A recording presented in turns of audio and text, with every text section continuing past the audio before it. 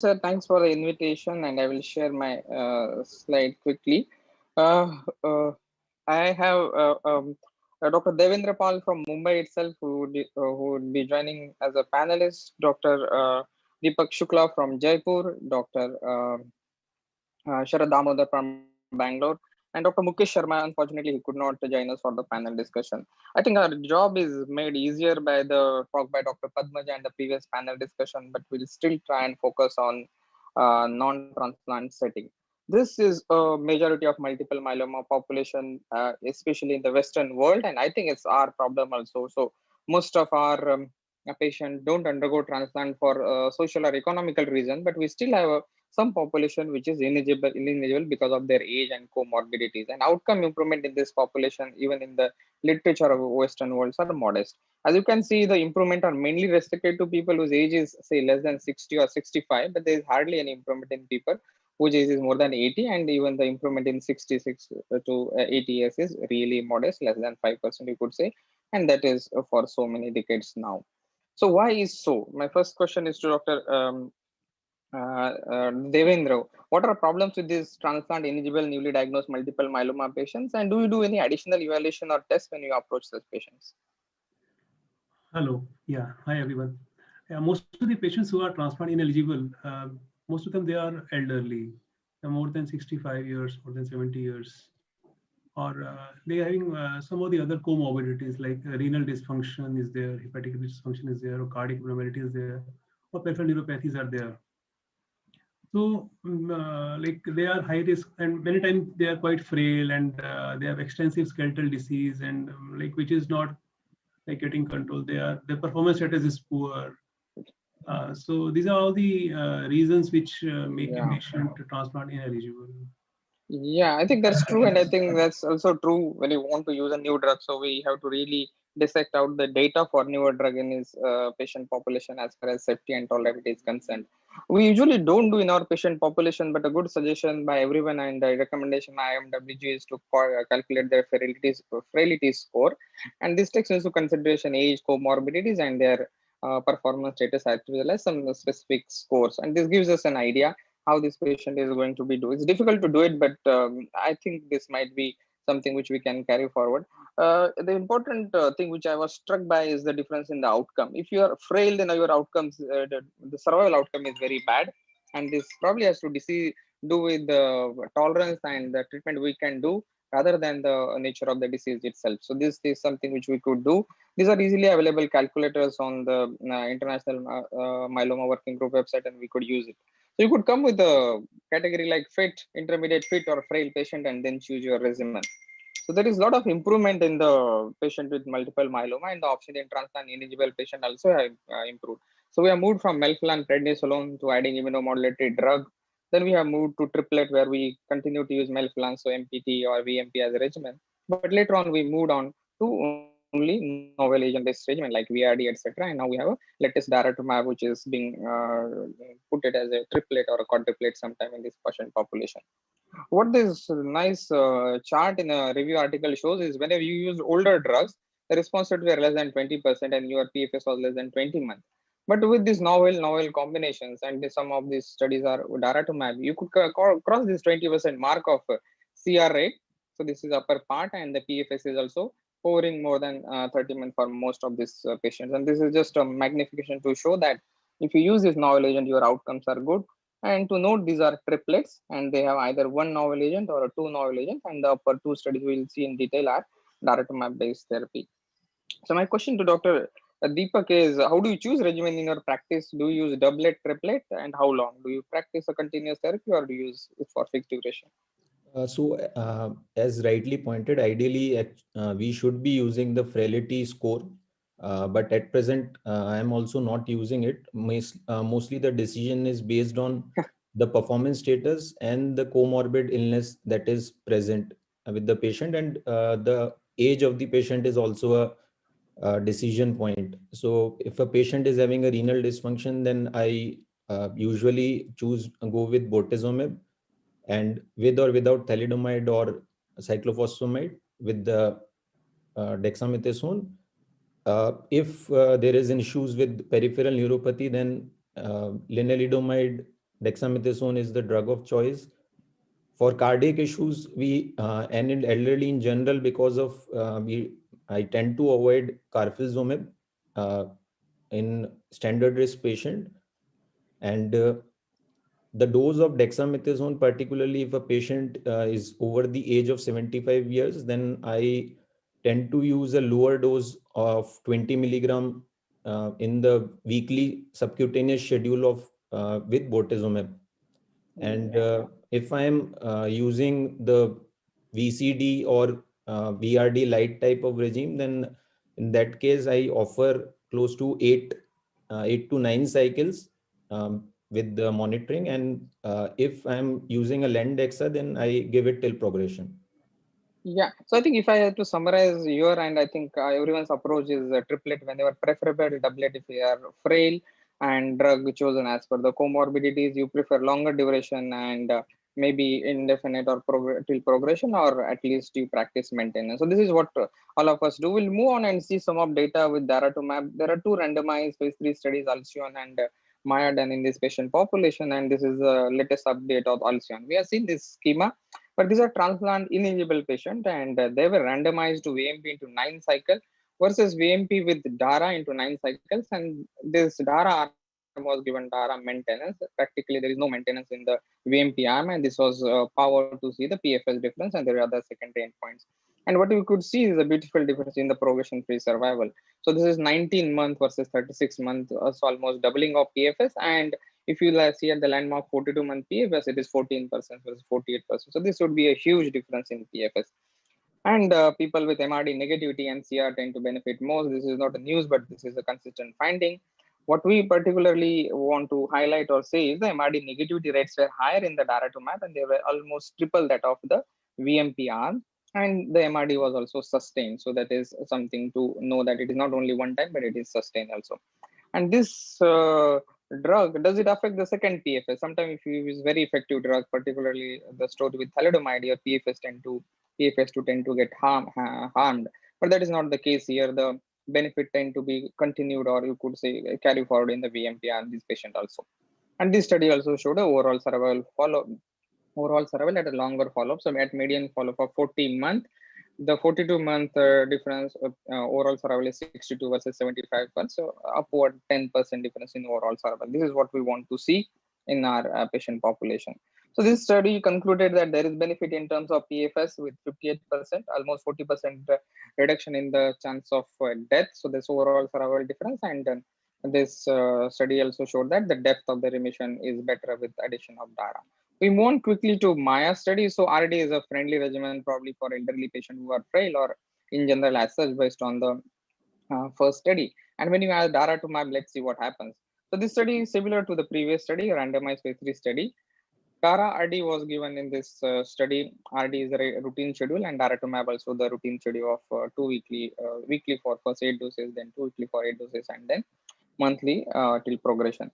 And RD was as usual schedule. And in this study, both the arms receive RD till progression. So this looks kind of a consistent approach to our current practice, with the PFS as a primary endpoint.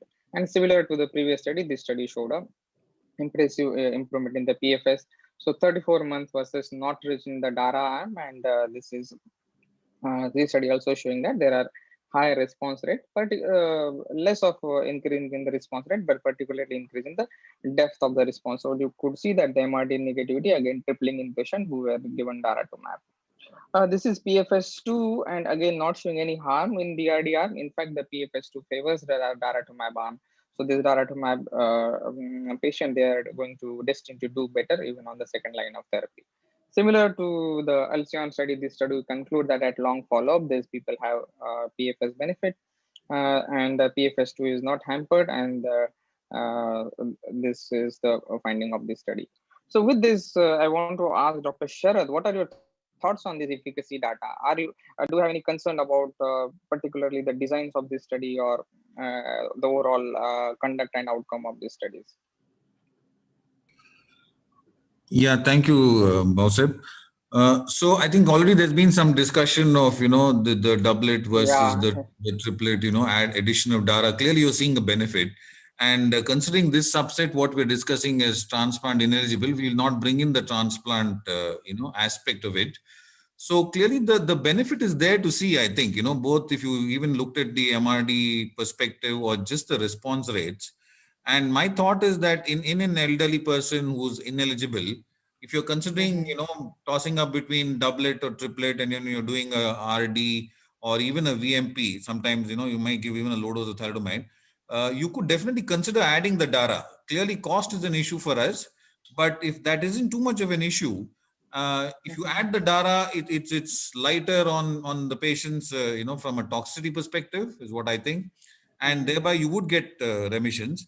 And in fact, I've had one or two where in the elderly, when you started, their frailty index also actually changes. They would be quite bad at the beginning, and then you treat them, and then they recover their little renal failure, and the general condition improves, and potentially may even go on to become transplant eligible. So this is something we've seen in the limited usage of DARA as an addition to what you would do for the elderly. So these are my thoughts on this. Yeah, so you're convinced by the efficacy, and I think that's what it. I think you brought out a very important point of assessing the transplant eligibility throughout the course, and someone may become eligible. Okay, so your current practice, if I say that if it is feasible financially, you tend to offer to these patients. I Yes. think. Okay, thank you. I thank you for being so clear. We'll move on. So this we are using this costly drug. Does it benefit all subset, or and specifically you are worried about high risk patient? Can it overcome the impact of high risk cytogenetics, Dr. Devendra? Actually, the in Alzheimer's trial, the benefit in high-risk cytogenetic group was quite less as compared to the standard risk group.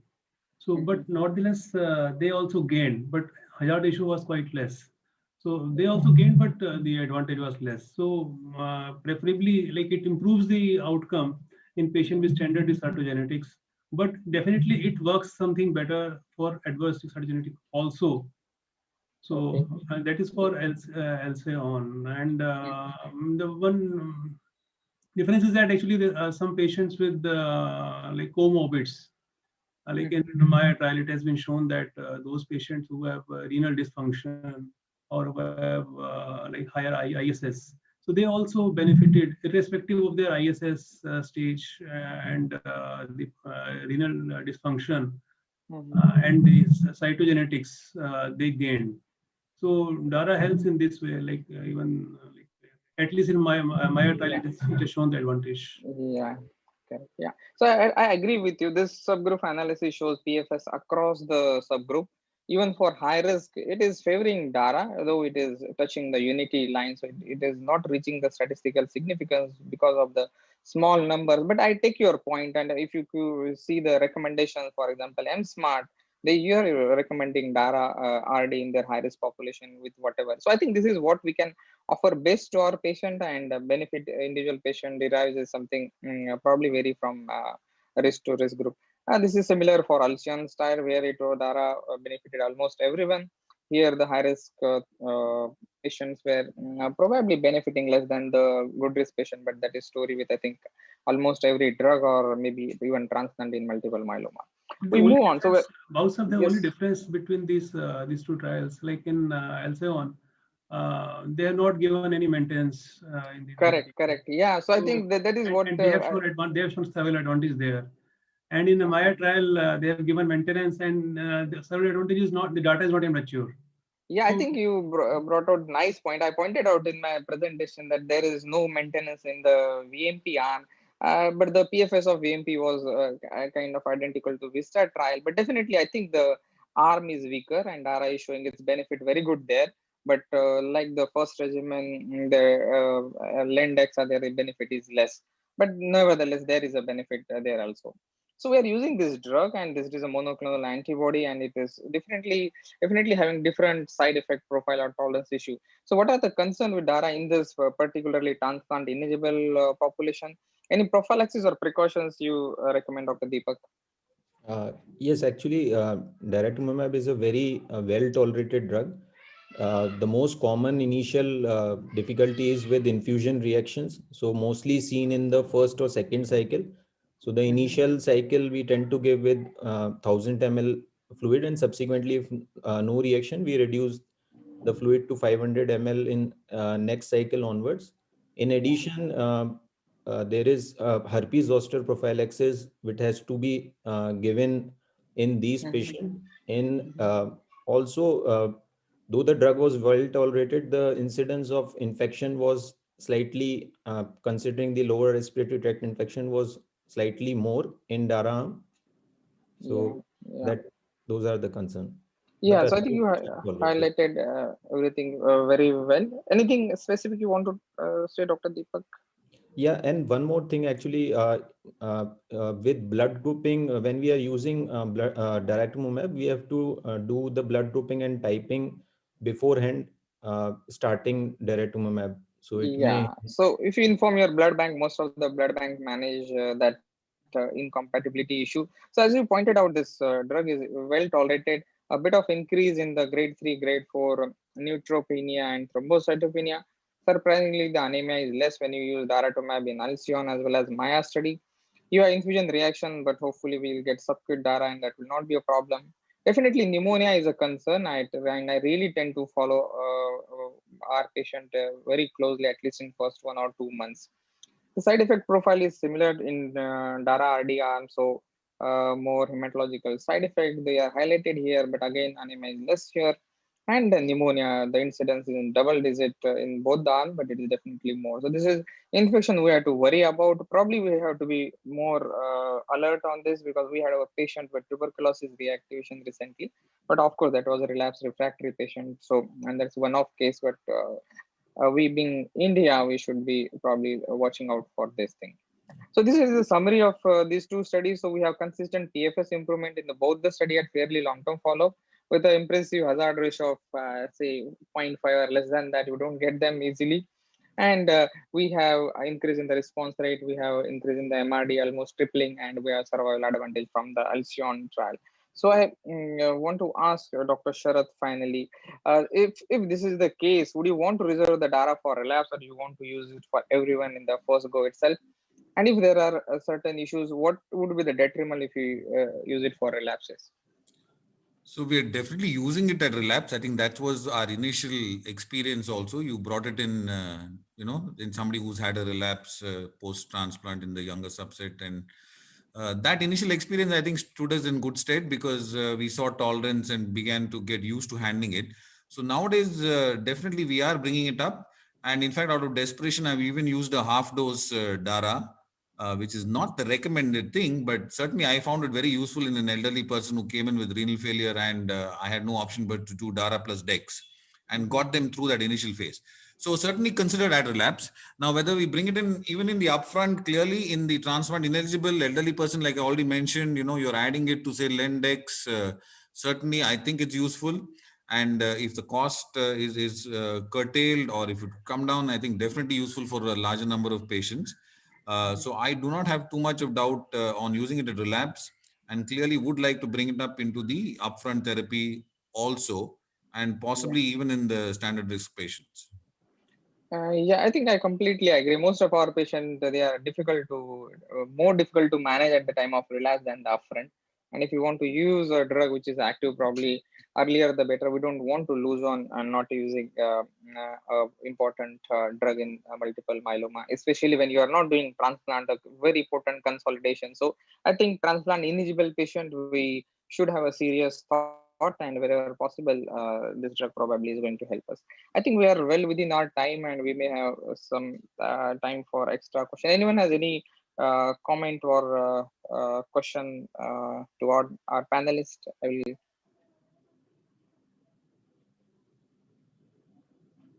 Okay, so if none, then sir, back to you, MD sir. Well, thank you so much, Dr. Bhausaheb, and thanks to all the panelists for doing a great job in efficacy of daratumumab based combination in relapsed in upfront setting who are transplant ineligible.